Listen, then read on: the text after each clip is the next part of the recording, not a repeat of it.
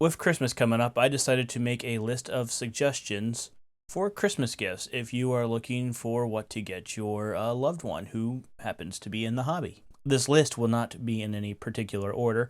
I just decided to make a couple of suggestions from different rankings of complexity. I'm not going to get into anything that's super complicated, but there will be some moderately complicated games near the end of this list.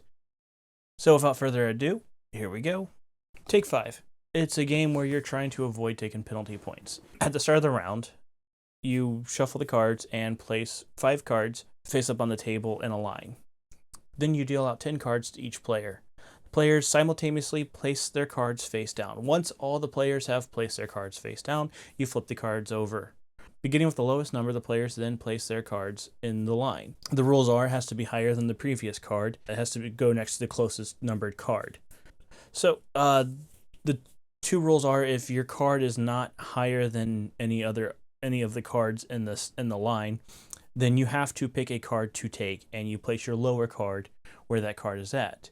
Any card you take has a number of bullheads on it, and those bullheads will count as penalty points. The other rule is you have to place your card. If your card is higher than the card on the line, then you get to place it, but you have to place it to the closest number. So if you have a 50 and there's a 45 and a 30 in that line, you have to place it next to the 45, because even though it's higher than the 30, it's closest to the 45. The game ends when a certain threshold is met. Whoever has the lowest amount of penalty points wins. It's a simple game, but it's a lot of fun, and sometimes people will just play very chaotically, and I'll leave it at that. Next on my list is No Thanks. In No Thanks, you take a card, flip it over, and the players then decide if they want to take the card or to pass or say no thanks. In order to say no thanks, they have to give up a token that they have. They have a finite amount of tokens. The tokens will be worth negative points at the end of the game. So the players will go around saying no thanks to certain cards, and at some point a player is going to have to take the card. Now, the cards are numbered, and if you have 2 cards that are in sequence numerically, like if you have a 20 and a 21, you can place the 20 over the 21, and when it comes time to score, you only count the 20. This can give you a lot of combos to where if you have 25 or 21, you only score that 21. And the twist is you remove a certain amount of cards before the game starts, so you don't know which cards are not in there. So that creates an interesting push your luck element. Again, this game is super simple, but it is a lot of fun to play. So next on my list is Code Names. In Code Names, there are 2 teams, a red and a blue team, and the teams are made up of 1 spy master and how many ever agents you have in your team. In a 4-player game, it'll be 2 spy master or 2 spies and 2 agents, red and blue teams, obviously. So the job of the spy master is he has a card that has a grid on it, and you take the other cards and you make the grid. So usually it's like a 5x4 grid, and there are pictures on it. And the spy masters are trying to get the players to guess what their color is. They're trying to guess what their grid is. So the thing is, they can only use 1 word and then a number. The word can be anything, butterfly, bird, dice, whereas the number is how many cards they're trying to get them to guess. So if there could be an example where I might say like bird 2, because there are 2 cards that have something to do with birds. Now the thing is, they can go 1 above the number you give them. That way, if they missed a hint from an earlier round, they could try to make up for that. But if they accidentally touch an enemy's card, it gives a point to the enemy, revealing their thing. And there's an assassin, which is a black X, and if the players touch that, their team automatically loses. So with all those components, it's a really simple game, but it makes it really fun. And when you're the spy master, you think your fellow players are idiots. And when you're the agents, you think your spy master is horrible at giving hints. It's a great game. Next up is Zombie Dice. Okay, this is a very easy game. You're trying to get 13 points. To get 13 points, you remove 3 dice from here, you roll them. If it's a brain, you score a point. If it's a foot, you get to re-roll that dice. If it's a shotgun blast, you take a point. Free shotgun blast, you're out. You can roll as many times as you want as long as you don't have the 3 shotgun blast. The green dice have the highest chance of rolling a brain. The red dice have the lowest chance of rolling a brain and the highest chance of getting a shotgun. So, fun push your luck game. Play it in 5 minutes. Next. In the game Love Letters, you are trying to win the favor of the princess. You're trying to do that by recruiting somebody in the court to give your letter to her. The point of the game is by the time the deck runs out is to have the highest number, but there are ways to eliminate the other players. If you are the last player standing, you win the round. After you win so many rounds, you win the game. Pretty simple, right? Well, you remove a couple of cards depending on how many players there are.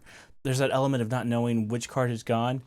And so it becomes a fun game of trying to figure out when's the perfect time to play the card you've been holding on to, hoping no one else guesses what you have, and going forward. It's pretty simple, pretty fun. I highly recommend Love Letters. Quirkle. Okay, so in Quirkle, players take turns drawing these cubes. The cubes will have a color and a shape on it. They have to play them in sequence with the other colors and sequences. So if you have a red circle on the table and you draw a thing, if it's red or circle, you can play it adjacent to it, assuming that's not a repeating color or shape. The thing is, you score vertical and horizontal separately. If you put in a roll of 3 vertically and a roll of 4 horizontally, that'll be worth 7 points because you get to count each one separately. So it's fun. And again, the players will draw. You're hoping to get that Quirkle, which is if you get 7. If you get 7, you declare Quirkle, and it's worth an additional 7 points right off the bat, whatever roll plus whatever thing you complete. So it's a lot of fun. Very simple, very like bantery game. One of the themes you've probably noticed is I keep saying simple. The point of that was just to handle some lighter games, especially if you're new to the hobby. These are great introductions to certain mechanics. But this game, Patchwork, I would say is the first kind of medium game. Now, the game isn't hard to learn. You have a currency in Patchwork, it's buttons. You're trying to make a quilt essentially, but you have a grid, and you're kind of playing this weird game of Tetris where you're trying to get the pieces to score on your board, and you get to spin buttons on the pieces to buy them, and they also cost you time. So you have those two things they're trying to balance out between your currency and your time, and you're also competing with another player. This is a 2-player game. You're competing with another player to get the right pieces to fill out your board as much as possible before the game ends. Now, where Patchwork really, I would say, belongs in a medium category is the first couple of times you play the game, you're not going to really know until the end of the game how well you did. It's not uncommon to hit negative points because every empty space you leave gives you negative points at the end of the game. So, learning how to score positive points is where the game takes some practice, and it gets really fun. And again, you're making the best of your circumstances. And the first time I played the game, I would literally only buy patches that would give me currency back, and I did horribly. So you find out that it's not always good to buy the patches that give you currency. Sometimes you have to buy patches that will just take up huge blocks of your grid. But yes, I highly recommend it. I've always had a good time playing Patchwork. It's a great 2-player game. Sticking with Uwe Rosenberg, the game designer of Patchwork, his another game that I recommend is Bonanza. Bonanza is a bean planting and trading game to where you're planting your fields. And the what makes Bonanza interesting is when you get your deck, your hand, you can't rearrange it, so you have to keep it in the order it is. And you can only plant one type of bean in a field. So if you're trying to harvest your green beans, but you have a red bean coming up and you have nowhere to put that red bean, you might have to give up before you're ready to score your green beans. Now, the way you prevent this is you trade with other players. And the hand trading is what makes this interesting because you can trade in any order. You can get rid of cards from the back or the front of your hand. And this trading element is really what makes this game interesting. And that's when you start trying to deliberately interfere with your other players, especially if you think someone is taken off of the game. You might team up with the third player to be like, hey, I'll give you a better deal to keep you from trading with that individual. So yeah, again, it's a simple game, but you have to play it a few times before you really start getting, okay, this is more complicated than it seems originally. So next we have the tile laying game of Azul. In Azul, you draft tiles, you place them on your board, and then you try to have the greatest tile, the greatest tiled wall in the kingdom. So where it gets interesting is when you draft, you have these like factory squares, factory spaces that you pull any of the same color from that, and then the rest go into the middle, and then the other players get to do the same thing. So you might be looking at that set of 3 red tiles, but everyone else is as well. Now the other thing too is you have another grid off to the side that'll have spaces 1 through 5, and any tiles that you place in those spaces that go over the number get put in your waste and count as negative points. Once you fill up those tiles, so you have to put 3 tiles in the 3 spots, you get to place it on your board. And like Quirkle, you get to count both horizontal and vertical when you score. So at first, you're scoring very little points, but then as you start progressing, your scores start to jump. It's fun to watch as players take several turns to actually end the game. So yeah, I highly recommend Azul. Next up on the list is Splendor. Splendor is a game where you draft jewels to buy features, to buy more expensive features, to attract nobles, to have the most points at the end of the game. You take turns picking up jewels, and then your jewels will be used to buy features. And then the features get to count as currency that you don't have to give back. Then, after you meet a prerequisite of a certain amount of features, nobles will come. The first time a player hits 15 points, starts the end of the game. Any player who hasn't gone yet on that turn gets to go. Game comes to an end. A lot of fun. Highly recommend it. Next up, we have Unmatched. Unmatched is a game where you'll have heroes from different times and different legends come and fight each other to see who truly is the most legendary legend. In Unmatched, you have a deck of cards that is your actions that you can take, and you have your heroes. Some heroes will have sidekicks, like Sherlock Holmes will have Watson, but the Invisible Man works alone. Anyway, it's a game that's very quick, where you're playing cards and battling it out and maneuvering around the board. The ranged mechanic is really what makes this game fun. So you can attack with range as long as you guys are in the same colored spaces on the map, which makes positioning very important in this game. And it's a lot of fun. In my games, it's always kind of come down to the wire, to where it's like both players have a couple of hit points left, and whoever gets that last critical blow in can win the game. And sometimes you can play cards and make your opponents waste their cards. If you're looking to scratch that itch of bringing in different heroes from different times and legends before HeroScape comes back, I recommend Unmatched. Next. So in Carcassonne, you're trying to build a city and smaller cities around it and features. You essentially have random tiles that you draw and you flip over, and you have to place it to where it matches. So you have to put field on field, town on town, road on road, and then you can put your meeples on the features to try to score them. Twist is other people might try to compete and take your features. Whoever has the most points at the end of the game wins. The version that I've been playing a lot lately that I love is Mist Over Carcassonne, which is a cooperative version where you're trying to keep from getting overwhelmed by Ghost. This is a fun game to play lightly, like just to keep players where you can talk and play, and sometimes it's a lot of fun just to watch as you essentially start out with a very small feature and it just grows and grows, and it's fun to watch the table, your table, become the countryside of the city of Carcassonne. Moving on. Did you ever watch cartoons on Saturday morning? Well, in the 90s, there was one TV show that took, well, at one point in the 90s, there was one TV show that took the world by storm, Power Rangers, or in this case, Power Rangers Heroes of the Grid. This is a cooperative game where you assume the roles of Rangers, and you flip over cards to see where enemies are deployed, and the Rangers have to be heroic and go out and stop them before they overwhelm the city. At a certain point, monsters will come out, and finally the boss will come out. If you can destroy 6 of the boss's cards and survive, you guys win.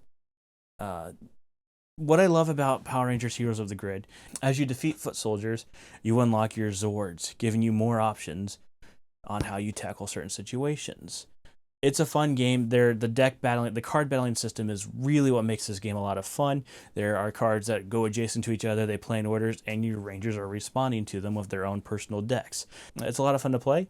And if for some reason you hate Power Rangers, there's also a G.I. Joe version that plays very similar, and they're compatible. So, yeah. Yo, Power Rangers, or go G.I. Joe. The next game on my suggestions was actually a game that my wife discovered. She was at the board game store looking at different board games, and she came across Everdell. So in Everdell, you send your workers out to gather resources to buy buildings for your settlement, and whoever has the biggest and best settlement at the end wins. It's a lot of fun where you're constantly looking at the table, looking at the resources. Yeah, and as the seasons progress, you unlock more and more workers. So on the first turn, you feel like you can't do anything, and on the third turn, you feel like, wow, I did a whole lot. It's a great game. It's an engine building game. Really great artwork and a lot of fun to play and break this out around the table. If you kind of wanted to play kind of a red wall settlement game, Everdell is for you. Have you ever wanted to play hide and seek on a board game? Then may I recommend Letters from Whitechapel. In this game, one player will assume the role of Jack the Ripper, who's trying to murder all the prostitutes and make it home safe. And the other players are the police officers trying to prevent Jack from murdering prostitutes. So this game is cool because Jack the Ripper will have a smaller map, and he writes down his path that he's taken, and the police officers are playing on the table, and they're moving around looking for clues to his trail. As the game advances, you're going to see more and more of as the game advances, the noose will start to tighten around Jack the Ripper, and he's sitting there thinking, "Don't search that location. Don't search that location. Don't search that location." He searched that location. And the police officers are thinking, where could he go? How could he possibly go that way? Or where could he possibly be? This doesn't make any sense. This game is great, and you get 2 experiences. If you're playing Jack the Ripper, or if you're playing the police officers, both feel equally frustrating and so juicy and so fun. Especially when you use one of Jack's special powers to ghost into the night. So yeah, if murdering prostitutes or avoiding the murder of prostitutes sound fun to you, try it out. Jumping back on the Uwe Rosenberg train here for a second, I'm going to suggest Agricola. This is a farming game where your goal is to build the most successful farm. You do this at first, like a lot of these games, you feel like you can't really do a whole lot. You have a couple of workers that you send out to do different things. And then at a certain point, you get the ability to unlock more workers because you guys have kids. At that point, you're off. And again, like a lot of Uwe Rosenberg's games, there's negative points in this if you don't. So the game encourages you to seek a balanced approach as opposed to just optimally specializing in one thing. It's too complicated for me to give a brief summary of the roles. But let's just say that if you have somebody who loves meaty, crunchy board games, you're not going to go wrong with Agricola. In the game Unfathomable, you're either a survivor who's trying to get the ship, the USS Atlantica, to America safe and sound, or you're a traitor who's trying to sink the ship to give the passengers a sacrifice to Father Dagon or Mother Hydra. What's great about this is if you are a traitor, you're the only one who's aware of that. And so every action you do is suspicious and under scrutiny and under the watchful eye, and you think, oh boy, they're on to me. And sometimes they are, and sometimes they're not. It's a great game where there's a lot of banter, a lot of arguing back and forth on, you're the traitor, no, you're the traitor. And sometimes people just kind of go insane and they help you out. I don't know. It's weird. Anyway, highly recommend the game. It's got great miniatures. It'll take a long time to play, but to me, that just slowly, the tension that slowly builds is worth it. And at a certain point, there's a release, and then everybody at the end of the game gets to talk about what they were thinking, and so fun. So yeah, I love these little trader games, and the predecessor to this game, Battlestar Galactica, did the whole hidden trader first years before Among Us. So take that, video games. You know what I think of when I think of Christmas? Universal monsters. In the game Horrified, you and your friends are trying to defeat a certain amount of monsters. Dracula, Frankenstein, the creature. There's these little mini games to play. Pretty simple, but you know what? It's a lot of fun. You can tell that the designers of this game really appreciated the Universal Monster movies.